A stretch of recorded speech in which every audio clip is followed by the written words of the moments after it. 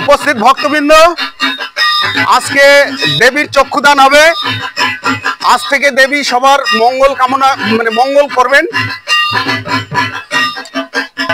চক্ষুজ্ঞানম সমযুক্তম চক্ষুদানম করিষ্যামি সুবর্ণাক্ষী সুবর্ণাক্ষী চক্ষুদানম ময়ি প্রভু। ওম হ্রিম ঐম চামুণ্ডাयै চক্ষুদানম ময়ি স্থিতম দর্শনম প্রাণোতানম চ দেহি মাতা চতুর্মুখে। পুরোহিত মশাই একটু শুনুন।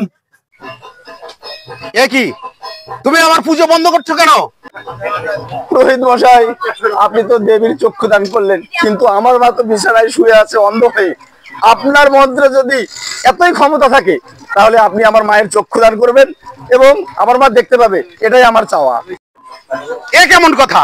এটা আমাদের আচার, আমরা পূর্বপুরুষ থেকে পেয়েছি। পূর্বপুরুষরা করে গেছে, আমরাও করছি। পুরোহিত মশাই, এসব ভণ্ডামি বাদ দিন, বেদের দিকে আসুন। পাথরের মূর্তিতে কখনো চক্ষু দান করা যায় না। তুমি সঠিক কথাই বলেছো। আজ থেকে আমি এই ভণ্ডামি কর্ম বাদ দিলাম। আমি আজ থেকে বেদ চর্চা শুরু করব এবং বেদের আলো সব দিকে ছড়িয়ে দিব। এটাই সত্য কর্ম এবং সঠিক কর্ম। আমি এই কর্মই আজ থেকে শুরু করলাম।